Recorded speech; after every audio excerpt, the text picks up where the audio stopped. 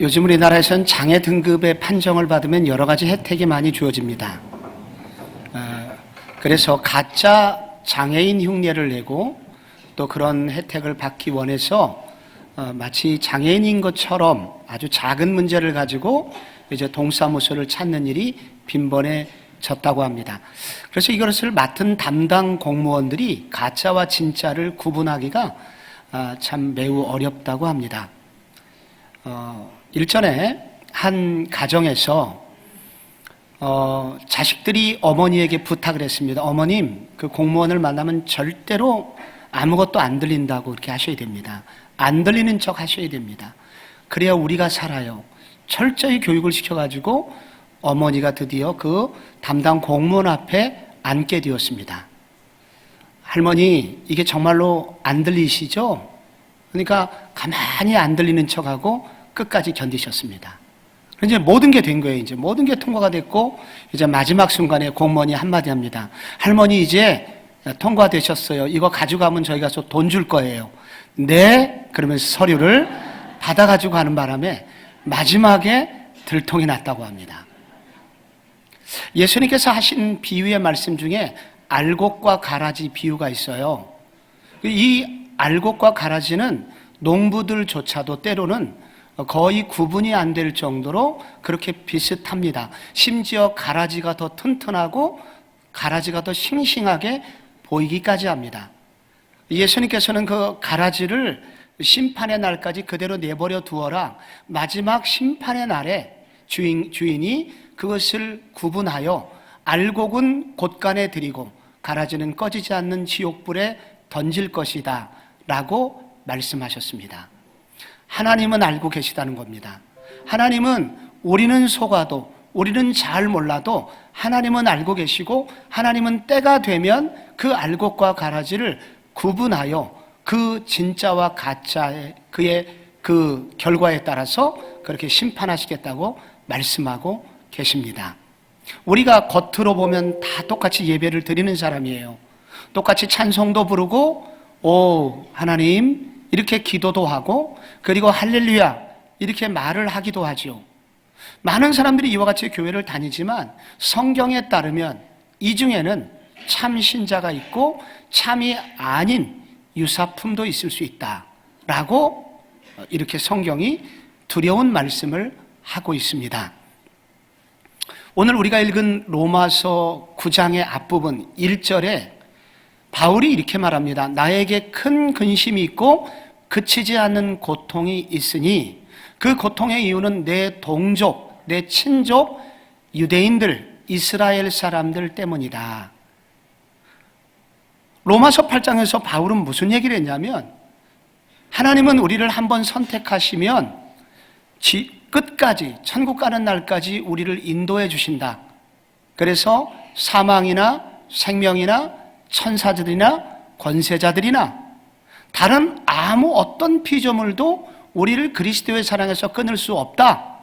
하나님이 우리를 선택하시면 끝까지 우리를 인도하신다 라고 말씀을 그가 설교를 했거든요. 근데 문제는 구약에서 이스라엘 백성들을 선택을 하셨는데 선택받은 그 이스라엘 백성들 중에는 지금 상당수가 예수를 부인하고 있고 심지어 교회를 핍박하고 있단 말이에요. 그래서 어떤 사람이 질문하고 바울도 의문이 생겼습니다. 한때는 하나님의 말씀, 하나님의 약속은 그럼 하나님은 선택을 하셨고 이렇게 많은 사람들이 예수를 안 믿으니 하나님의 선택은 실패한 선택인가? 하나님이 선택하셨다는 것은 결국 실패로 끝난 것인가? 하는 질문을 하게 됩니다. 그 질문에 대한 답변이 6절에 오늘 나오게 된 거예요. 그러나 하나님의 말씀이 폐하여진 것 같지는 않다. 왜냐하면 이스라엘에게서 난 그들이 다 이스라엘이 아니기 때문이다. 여기 앞에 이스라엘이 나오고 뒤에 이스라엘이 나옵니다. 이스라엘, 모든 이스라엘 혈통으로 태어났다고 해서 그 사람들이 모두 다 하나님이 원래 택했던 선택받은 영적인 이스라엘은 아니다라는 것입니다. 여기서 바로 참 이스라엘과 유사 이스라엘의 개념이 나오고 있습니다. 이스라엘 백성들 모두 다 구원받은 이스라엘 백성들, 선택받은 이스라엘이 아니라는 거예요. 그러면 누가 참 이스라엘인가? 참 이스라엘의 특징은 무엇인가를 오늘 본문이 설명하고 있는 것입니다. 이와 마찬가지로 오늘날 우리가 똑같이 교회를 다니거나 겉으로는 성도일 수 있지만, 그러나 하나님의 시각에 참 성도, 참 신자가 있을 수 있음을 말하고 있는 것입니다. 참 신자의 특징도 참 이스라엘과 비슷해요. 그래서 오늘 우리가 본문이 던지는 이 말씀을 우리는 유심히 듣고, 나는 정말로 참 이스라엘다운 특징을 가지고 있는지 나 자신을 살피고, 그래서 참 이스라엘로 거듭나는 그런 은혜를 체험하는 아침이 됐으면 좋겠습니다. 여러분, 여기 참 이스라엘의 특징은 무엇입니까? 그것은 겉모습으로 드러나는 것이 아니라 내면에 말씀이 있는 사람이다 라고 성경이 말합니다. 7절부터 보시면, 또한 아브라함의 씨가 다 그의 자녀가 아니다, 오직 이삭으로부터 난 자라야 내 씨라 불리리라. 아브라함에게 두 아들이 있었죠. 우선 먼저는 이스마엘이 있었고 뒤에 이삭이 태어났습니다. 두 아들이 있었지만은 둘 다 선택받은 사람이 아니라 이삭으로부터 난 자라야 내 씨라. 이삭이 진짜 약속의 자녀라는 거예요. 8절에 보시면 육신의 자녀가 하나님의 자녀가 아니요 오직 약속의 씨로 여기심을 받았느니라. 약속의 말씀은 이것이니 명년 이때에 내가 이르리니 사라에게 아들이 있으리라 합니다. 여기 기억해야 될 것은 약속의 씨가 나오고 약속의 말씀은 이것이니 라는 부분을 여러분 마음 좀 깊이 좀 생각하고 있기 바랍니다. 여기 아브라함이 여기 지금 두 가지가 강조가 되고 있습니다. 먼저는 씨가 강조되고 있습니다. 여기 아브라함의 씨, 오직 이삭으로부터 난 자라야 내 씨라, 오직 약속의 씨로 여기심을 받았다. 여러분, 씨는 무엇입니까? 생명입니다. 생명이 있기에 씨를 뿌리면 그 씨에서 무엇인가 올라옵니다. 그리고 때가 되면 줄기가 되고, 그리고 나중에 열매를 맺게 됩니다. 육신적으로 둘 다 이스마엘이나 이삭이나 둘 다 아브라함의 자녀들이에요. 그러나 한 사람에게는 생명의 씨가 있었고 한 아들에게는 생명의 씨가 없었습니다. 그래서 여기서 씨라는 것은 곧 생명을 말하는 것입니다. 그런데 이 생명은 어디로부터 나왔느냐? 8절에 보면 약속의 씨가, 그리고 9절에 약속의 말씀은 이것이니 이렇게 나와 있습니다. 여기 약속의 씨, 생명이 있는 아들은 약속의 씨에서 나왔는데, 약속의 씨는 결국 어디로부터 관련이 있냐면 나왔냐면 약속의 말씀으로부터 나왔다는 겁니다.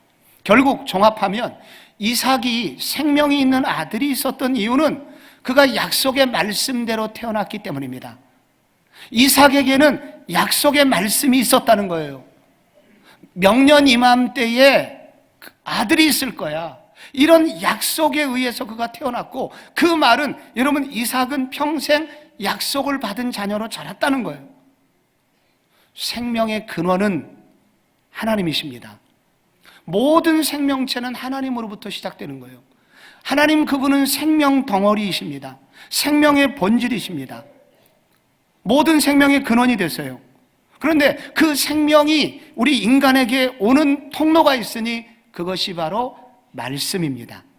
그래서 이 말씀이 있는 자에게는 하나님의 생명이 있고, 이 하나님의 말씀이 없는 자에게는 생명이 있을 수가 없어요. 심지어 여러분, 이 예수님의 다른 이름이 말씀이었습니다. 요한복음 1장 1절에 보면 태초에 말씀이 계시니라. 이 말씀이 하나님과 함께 계셨으니 이 말씀은 곧 하나님이시니라. 여기서 앞에 이 말씀은 성자 예수님이시죠. 성자 예수님이 하나님, 성부 하나님과 태초전부터 함께 계셨다는 거예요. 그런데 4절에 보면 그 안에 생명이 있었으니 이 생명은 사람들의 빛이다. 결국 이 구절 또한 이것을 강조합니다. 생명은 하나님이신데 그 생명이신 하나님이 이 땅에 오는 방편, 그것이 바로 말씀이라는 거예요. 하나님의 말씀이 들어가면 생명이 생기고 하나님의 말씀이 들어가지 못하면 생명이 생기지 않는다는 것입니다. 예수님 당시에 유대인들 중에서는 소수의 사람들만 메시아를 기다리고 있었습니다. 참신앙인이었다는 거예요. 여러분, 요셉과 마리아, 세례 요한의 부인 사가랴와 엘리사벳, 성전에서 기도하던 시므온과 안나, 이런 소수의 사람들만이 살아있는 신앙생활을 하고 있었습니다. 공통점이 있습니다. 그들에게 말씀이 있었다는 것입니다. 마리아는 천사 가브리엘을 통해서 하나님의 말씀을 들었습니다. 요셉은 꿈을 통해서 내 아내 마리아 데려오기를 두려워 말라 말씀을 들었습니다. 사가랴는 성전에서 기도하다가 천사의 방문을 받고 하나님의 말씀을 들었습니다. 여러분, 그 결과 그들은 약동하는 신앙생활을 할 수 있었고 그들은 메시아를 기다리는 살아있는 생명이 약동하는 신앙인으로서 살 수 있었던 것입니다. 말씀이 그 속에 있으면 생명이 생기고 말씀이, 하나님의 말씀이 없으면 생명이 생겨나지를 않는 것입니다. 바울은 로마서 2장에서 이 부분을 조금 다른 각도로 설명을 했습니다. 2장 28절에 무릇 표면적 유대인이 아니요 표면적 육신의 할례가 아니니라.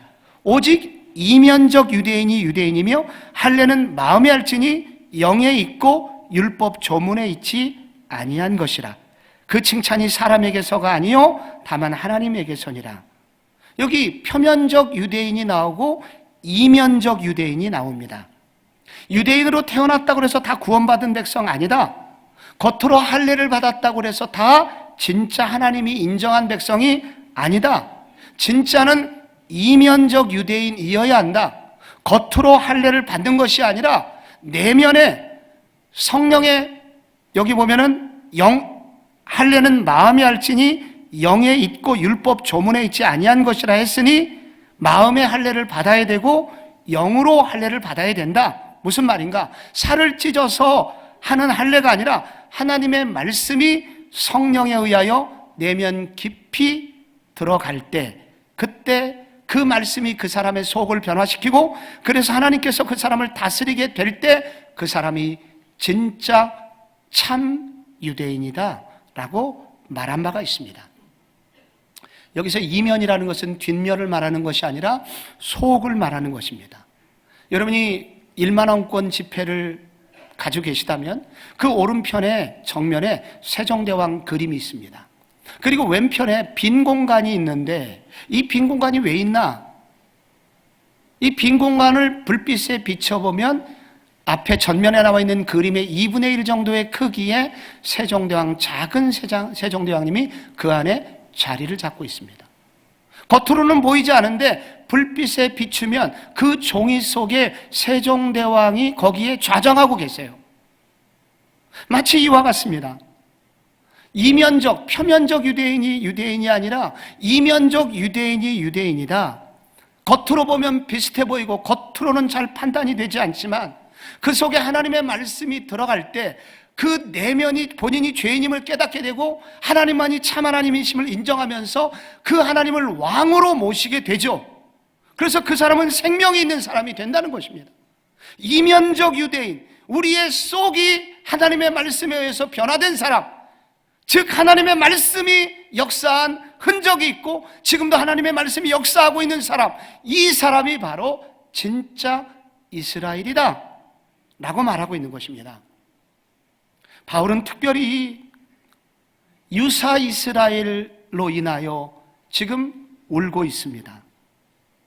마음에 그치지 않는 고통이 있다고 그러잖아요. 그런데 왜 이렇게 많은 사람들이, 바울이 왜 이렇게 울고 있냐면 그들은 예수 믿기 딱 좋은 조건을 가지고 있었지만 그들은 예수를 믿지 않았기 때문입니다. 지난주에 우리가 4절과 5절을 묵상했었거든요.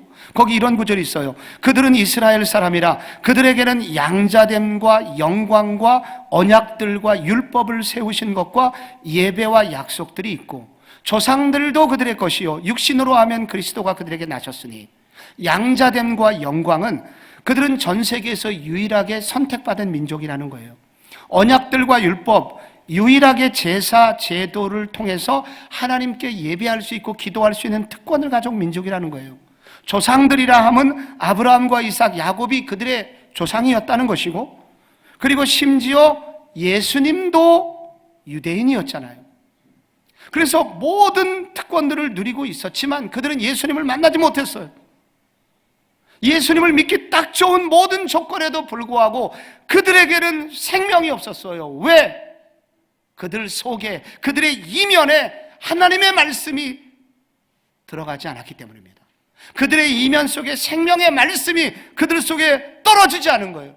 그 결과 믿음이라는 것도 생기지 못했고, 그 결과 하나님도 만나지 못했고, 그래서 표면적 유대인, 유사 이스라엘로 남아있게 되었다는 것입니다. 여기 우리의 눈물이 있고 두려움이 있습니다. 오늘 지금 우리 같은 한국교회의 현상, 지금 같은 한국교회의 상황을 일컬어 학자들은 후기 기독교 사회라고 말합니다. 후기 기독교 사회란 전성기, 부흥의 시기가 끝나고 이제 부흥의 그림자만 남아있는 시기라는 것입니다. 한때 복음의 뜨거운 역사가 있었고 그 생명력으로 충만한 시대가 사라지고 기독교 문화만이 남아있는 시대, 그 증거 중에 하나는 요즘 주일학교가 대부분 모태신앙으로 구성되어 있다는 거예요. 우리 교회 주일학교도 예외가 아닙니다. 여러분이 주일학교를 가보시면은 홀로 나오는 학생은 거의 없어요. 대부분이 그 부모님이 예수를 믿고 부모에 의해서 손잡고 온 아이들입니다. 이것은 우리 교회뿐이 아니라 지금 한국교회 대부분이 그와 같습니다. 심지어 신학교에 가면 대부분의 신학생들이 목사님 아들, 장로님 아들입니다.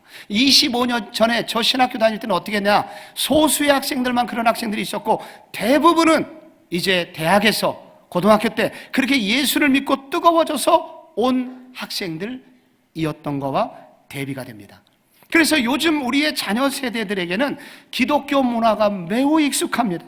어렸을 때부터 찬송했고, 어렸을 때부터 율동했고, 어렸을 때부터 가정예배를 드렸습니다. 그래서 기독교 문화가 그들 가운데 팽배해요. 문제는 뭐냐면 그들이 예수를 이 문화의 일부로만 받아들일 수 있다는 것입니다. 죄에 대한 각성이 있다거나 그리스도의 말씀으로, 생명력 있는 말씀으로 인격이 변화되어 예수를 왕으로 모시는 그런 일들이 점점 줄어들고 있다는 거예요. 이것이 우리의 두려움입니다. 이것 때문에 우리도 지금 울어야 됩니다. 청소년 전문가인 이 강은노 목사님이란 분이 수개월 전에 우리 교회 금요기도에 와서 이런 고백을 했습니다. 자기가 최근 한 시내에 있는 큰 교회, 대형 교회 청년부 수련회 강사로 갔다가 두 가지 때문에 자기가 놀랬다. 첫째는 그 큰 교회 청년부 수련회에 60명밖에 안 왔다는 거예요. 또 하나 놀란 것은 60명 왔는데 그 60명의 대부분이 반쯤은 누워서 말씀을 듣더라. 그 아이들이 왜 거기에 왔을까? 부모님이 너 이번 수련회 가지 않으면 용돈 안 줄 거야, 너 이번 수련회 안 가면 등등의 협박에 의해서 대부분 그 자리에 온 거예요. 그래서 말씀을 듣고자 하는 마음이 없어요. 간절함이 없어요. 그러니 말씀이 들려졌지만 그러나 말씀이 전부 다 튕겨져 나가고 그들의 심령 속에 말씀이 떨어지지 않으니 그들의 영혼은, 문화는 겉으로는 유대인처럼 참 유사 이스라엘로 남아있고 그들의 내면은 변화되지 않는 참 이스라엘로 거듭나는 흔적이 보이지 않는다는 것. 여러분, 그것이 오늘 그들로 인해서 우리가 울어야 될 때라는 것입니다. 사도행전 11장에 보면 우리가 올해 첫 해를 시작하면서 이 본문을 묵상했습니다. 스데반의 핍박을 기하여 여러분 많은 예루살렘 교회 교인들이 사방으로 흩어졌습니다. 북쪽 시리아 지방 안디옥이라는 도시에도 흩어진 성도들이 있었고 그 성도들이 복음을 전하다 보니까 어느새 교회가 생겨서 안디옥 교회라는 것이 생겼습니다. 그런데 그 안디옥 교회로부터 처음으로 그리스도인이라는 말이 생겨나게 됐다고 합니다. 그래서 그때 안디옥 교회 교인들이 어떻게 살았길래 그들이 그리스도인이란 말을 들었는가? 안디옥 교회를 살펴보면 그리스도인의 그 특징이 거기에 그대로 나옵니다. 안디옥 교회의 교인들은 먼저 그리스도를 믿었습니다. 여기서 믿었다는 것은 지적으로 그리스도를 인정했고 마음으로 동의했고 인격적으로 헌신했다는 말입니다. 이 지정의를 다하여 그리스도를 믿었다는 거예요. 또 하나의 특징은 예수의 도를 따르고자 했던 사람들입니다. 그래서 그들의 별명은 그 도를 따르는 자들이었습니다. 세 번째 특징은 그리스도를 증거하였습니다. 그들은 기회만 되면 예수를 증거했어요. 진짜 예수가 그들의 속에 생명력으로 역사하게 되면 우리도 마찬가지로 증거하지 아니할 수 없지 않겠습니까? 그런데 여기에 굉장히 중요한 네 번째 마지막 특징이 나옵니다. 그들은 그리스도를 배우려고 했습니다. 사도행전 11장 25절에 보면 바나바가 사울을 찾으러 다소로 가서 만남에 안디옥에 데리고 와서 둘이 1년간 있어 큰 무리를 가르쳤고 제자들이 안디옥에서 비로소 그리스도인이라 일컬음을 받게 되었더라. 여러분, 여기에 뭐가 나옵니까? 안디옥 교회에는 말씀을 가르치는 바나바와 바울이 있었습니다. 그리고 그 말씀을 듣고 그들이 변화가 되었고, 그래서 그 안디옥 교회 교인들의 내면에는 말씀이 흐르고 있었다는 거예요. 생명의 말씀이 그들을 붙들고 있었다는 거예요. 그 말씀이 그들 속에 침투하여 그들의 내면이 죄인임을 드러냈고, 그리고 예수가 필요하다는 것을 알게 되었고, 그래서 예수님을 왕으로 모시고 살고, 그래서 그리스도를 따르고 그리스도를 전하고 그리스도를 예배하는 삶에 이르게 되었다는 것입니다. 사랑하는 성도 여러분, 여러분의 영혼을 변화시킨 말씀이 있으십니까? 여러분은 일시적으로 혹시 유사 기독교인이 되고 있다면 여러분 속에는 지금 말씀이 사라져 있는 거예요. 여러분을 변화시키는 말씀이 어느새 여러분 속에서 사라져버린 거예요. 여러분은 올해 여러분을 이끌어갈 말씀을 가지고 계십니까? 만약에 여러분도 여기 유사 기독교인의 징조를 가지고 있다면 여러분, 오늘 우리는 울어야 합니다. 주여, 하나님의 말씀을 주셔야 합니다. 말씀이 제 속에 들어와야 됩니다. 여러분의 자녀나 여러분의 가족 중에 누군가 여러분 보기에 참 이스라엘이 아닌 것 같은 그런 느낌이 들거든 가만히 있으면 안 됩니다. 여러분, 울어야 합니다. 어떻게 울어야 합니까? 어떻게 기도해야 됩니까? 내 자녀가, 내 가족 중에 누군가 주여 생명의 말씀이 들리게 하시고 내면에 떨어지게 하시고, 그래서 인격이 변화되게 하시고 그리스도를 따르는 그런 하나님의 사람이 되게 하여 주옵소서. 여러분, 이 기도가 우리 모두의 기도가 되어야 합니다. 여러분, 또 하나 여기 참 이스라엘의 특징이 나오고 있습니다.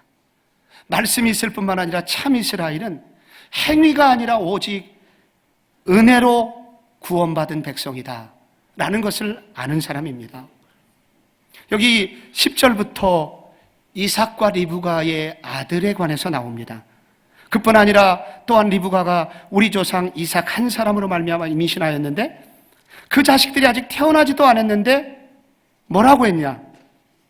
하나님의 뜻이 행위로 말미암지 않고 오직 부르시는 이로 말미암았다. 그러면서 여러분, 리브가 속에 쌍둥이가 20년 만에 생겼습니다. 큰아들은 에서고 둘째 아들은 나중에 야곱이라고 불렸는데, 뱃속에 있을 때부터 무슨 얘기가 나옵니까? 12절에 리브가에게 이르시되 큰 자가 어린 자를 섬기리라 하셨으니, 그리고 13절에 기록된 바 내가 야곱은 사랑하고 에서는 미워하였다 하심과 같으니라. 뱃속에 있을 때부터 그 쌍둥이 앞으로 하나님이 말씀하십니다. 큰 자, 장남이 차남을 섬길 거야. 이와 같은 창세기의 얘기를 묵상하던 선지자 호세아는 이 부분을 하나님은 그들이 태어나기도 전에 야곱은 사랑하고 에서는 미워하셨다 라고 요약하여 호세아는 기록을 하였다는 것입니다. 여기 우리를 괴롭히는 질문이 나옵니다. 하나님은 왜 태어나기도 전에 야곱은 사랑하고 에서는 미워하셨는가? 하나님은 정당하신가? 하나님 정말 이러실 수가 있는가? 여러분, 의문을 제기할 수 있을 겁니다. 그러나 먼저 여러분 여기 오해를 풀어야 됩니다. 먼저 하나님은 에서를 미워하신 적이 없습니다. 여기 미워한다는 단어는 일종의 성경적 수거예요. 다른 이 중동의 언어는 하나를 너무 사랑하게 되면 다른 것들은 상대적으로 작아 보이게 됩니다. 그래서 이 표현을 미워한다는 표현이에요. 누가복음 14장 26절도 그렇습니다. 무릇 내게 오는 자가 부모와 처자와 형제와 자매와 더욱이 자기 목숨까지 미워하지 아니하면 능히 내 제자가 되지 못하고. 여러분, 부모를 미워하지 아니하면 예수님의 제자가 되지 못합니까? 성경의 또 다른 구절은 부모님을 잘 섬기라고 말하고 있습니다. 그래서 여기서 미워한다는 단어는 덜 사랑한다는 의미입니다. 예수님을 더 사랑하게 되면 상대적으로 다른 것들은 작게 된다는, 작게 사랑한다는 개념이 들어있는 것입니다. 그래서 이 구절은 하나님이 에서를 미워하셨다는 뜻이 아니다라는 것입니다. 또 하나 오해를 풀어야 될 것은 이것은 야곱과 에서 개인의 문제가 아니라 민족에 대한 예언입니다. 여러분, 모든 이스라엘 백성이 구원받은 거 아닙니다. 그리고 모든 이방인들이 버림받은 게 아닙니다. 우리는 구약에서도 여호수아 2장에서 여러분 가나안 족속의 기생 라합이 하나님 백성이 된 거 알고 있습니다. 룻기에서 모압 여인 룻이 다윗의 할머니가 된 것입니다. 그래서 이 구절은 여러분 우리가 이 구절을 통해서 우리가 하나님은 미리 다 그렇게 야곱은 사랑하고 에서는 미워했다는 구절로 받아들이지 말라는 것입니다. 다만 바울이 갑자기 이스라엘 조상 야곱의 태아적 이야기를 하는 이유가 있습니다. 그것은 지금 이 설교를 듣고 있는 1세기 유대인들의 교만 때문입니다. 그들은 율법을 열심히 지키고 있기 때문에 나는 당연히 구원받을 거야 그렇게 생각하였습니다. 우리는 일주일에 몇 번씩 예배를 드리고 제사를 드리고 있는 민족이니까 당연히 천국에 갈 거야 이렇게 착각을 하고 있었던 것입니다. 그들이 예배를 열심히 드리고 율법을 열심히 지키면 결국은 우리는 당연히 천국 갈 거야 하는 그 순간 그 자리, 하나님이 계셔야 될 자리에 자기 공로가 들어갑니다. 하나님이 계셔야 될 자리에 결국은 자기가 들어가요. 자기가 주인이 됩니다. 이것을 공로주의, 율법주의 이렇게 말합니다. 이런 사람의 특징은 삭막합니다. 감사가 없습니다. 감격이 없습니다. 그래서 바울은 여기서 지적하는 거예요. 여러분, 구원이라는 것은 우리의 행위로 들어가는 것이, 행위로 구원받는 것이 아닙니다. 우리의 노력으로 구원받는 것 아닙니다. 오직 하나님의 은혜로 구원받는 것입니다. 이것을 잃어버리면 우리는 끝장이 납니다. 그것을 강조합니다. 그래서 11절에 하나님의 뜻이 행위로 말미암지 않고 오직 부르시는 이로 말미암아 서게 하려 하십니다. 16절에도 볼까요? 그런즉 원하는 자로 말미암음도 아니요 다른 박질하는 자로 말미암음도 아니요 오직 긍휼히 여기시는 하나님으로 말미암음이니라. 다른 박질이라고 하는 것은 노력하는 것입니다. 내가 열심히 노력한다고 해서 구원받는 게 아니라는 거예요. 오직 구원은 누구의 손에 달려 있습니까? 하나님의 손에 달려 있습니다. 그래서 구원은 오직 하나님의 은혜로 받는 것이다. 이것을 바울은 1세기에 더욱 강조하고 있는 중입니다. 여러분, 에서와 야곱 중에서 누가 더 착하게 살았습니까? 아버지 이삭이 에서를 불러서 네가 동물을 잡아오고 그래서 요리를 해서 나한테 좀 가져다 주면 내가 축복 기도를 해주고 나는 이제 좀 은퇴하고 쉬고 싶다. 은퇴를 선언한 거예요. 그래서 이 에서는 열심히 가서 짐승을 잡으려고 밖으로 나갔는데 그 사이에 이것을 들었던 야곱이 여러분 가짜로 양의 털을 뒤집어 쓰고 그리고 엄마가 만들어준 양고기 요리를 가지고 아버지에게 음식을 갖고 왔습니다. 아버지, 여기 고기를 잡아왔어요. 고기를 요리해 왔어요. 아버지 드시고 축복 기도해 주세요. 어째 네 목소리가 야곱 같다? 아니에요 아버지, 내가 지금 짐승을 너무 열심히 잡다 보니까 미세먼지가 껴서 목소리가 변했어요. 그래서 기도를 받았습니다. 야곱은 사기성이 이렇게 농후한 사람입니다. 에서보다도 훨씬 더 죄가 많아 보여요. 세상적인 시각으로 보면 에서는 1등 신랑감입니다. 그는 털이 많고 사냥꾼이었고 그 당시에는 최고의 직업인이었습니다. 그러나 야곱은 몸이 약했고 집에서 팥죽을 죽을 쓰는 아이였습니다. 무능력한 아들이었어요. 그런데 하나님은 누구를 선택하셨습니까? 야곱을 선택했습니다. 언제 선택했습니까? 뱃속에서 있을 때부터. 이게 무슨 말입니까? 강조점이 무엇입니까? 오늘 여러분, 우리의 조상인 야곱이 무엇 때문에 구원받았는가? 그것은 바로 하나님의 은혜였다. 하나님의 전적인 은혜로 야곱은 구원받았고, 그렇다면 오늘 우리는 무엇으로 구원받는가?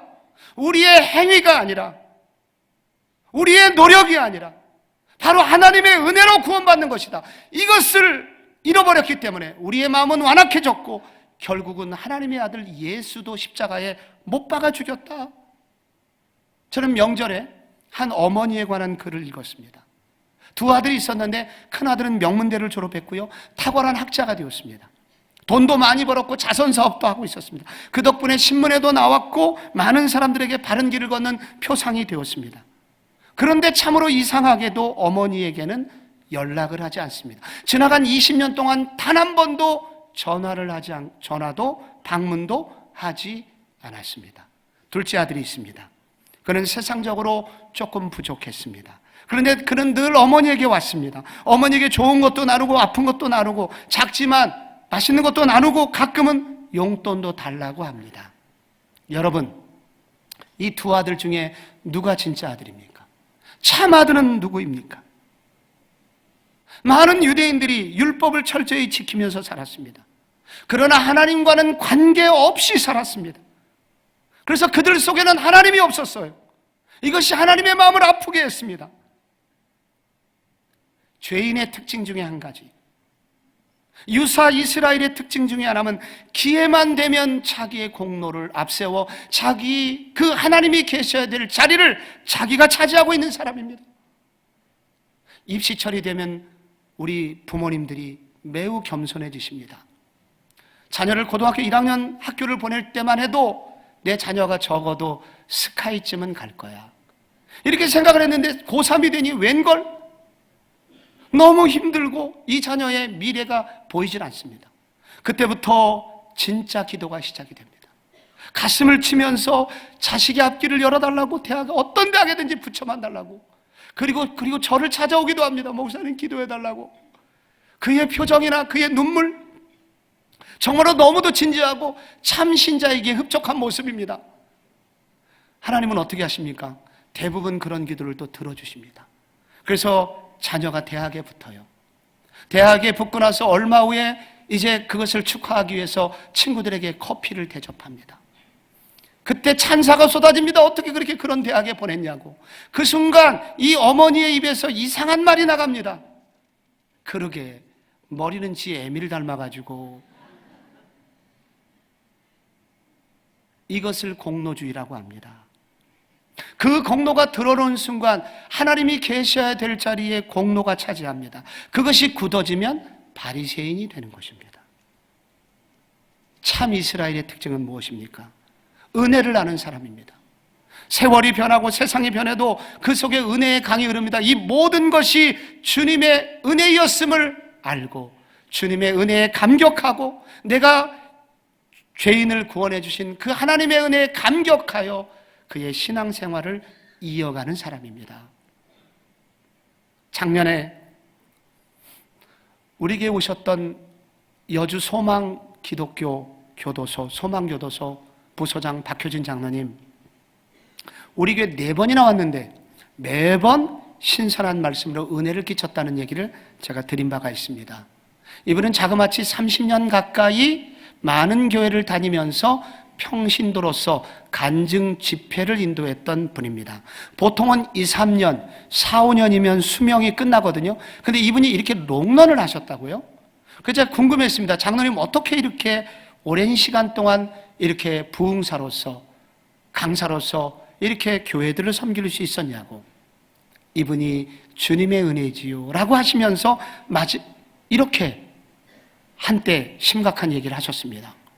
자기가 어느 해 시카고의 부흥 집회, 간증 집회를 인도하고 있었을 때 3일째 집회를 마치고 자기를 라이드해 줬던 부목사님이 앞에 운전석 백면으로 자꾸 힐끔힐끔 쳐다보더래요.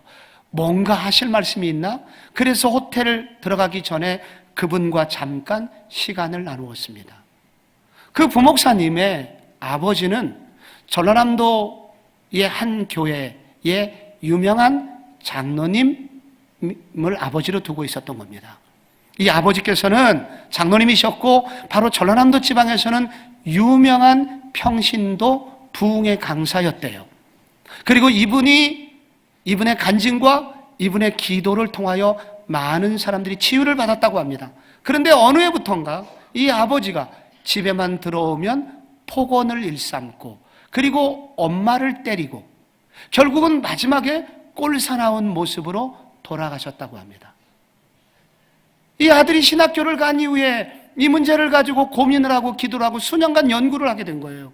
도대체 우리 아버지는 왜 그렇게 타락했을까? 그 좋은 아버지, 부흥에 가서 많은 사람을 변화시킨 그 아버지는 왜 그렇게 말년이 비극적이었나? 하나님이 해답을 주시더랍니다. 평신도 간증 강사의 한계는 말씀이 없다는 것입니다. 간증은 있어요. 체험은 있어요. 그런데 이것을 뒷받침해 줄 만한 말씀이 나오지 않습니다. 그래서 그는 자기 재미난 얘기를 하다가 그렇게 자기가 고갈되면서 그는 난폭한 사람으로 스트레스를 풀기 시작한 것입니다. 박효준 장로님은 정신이 번쩍 들었습니다. 왜냐하면 최근에 자기에게도 그런 징조가 보이고 있었기 때문입니다. 그는 고국으로 돌아와서 간증 중에서 말씀과 상관없는 재미있는 간증 다 삭제를 하였습니다. 그리고 현재 하고 있는 간증에 말씀을 연구하기 시작하였습니다. 오늘까지 쓰임받는 사람이 되었습니다. 성도 여러분, 진짜 그리스도인, 여러분 참 이스라엘은 어떤 사람입니까? 내 속에 말씀이 있는 사람입니다. 그 말씀이 흘러 결국은 또 하나 은혜의식으로 신앙생활 하도록 하는 사람입니다. 사랑하는 성도 여러분, 고린도 후서 13장 5절 두려운 말씀을 나누며 말씀을 마무리하고 싶습니다. 너희는 믿음에 있는가 너희 자신을 시험하고 너희 자신을 확증하라. 예수 그리스도께서 너희 안에 계신 줄을 너희가 스스로 알지 못하느냐? 그렇지 않으면 너희는 버림받은 자니라.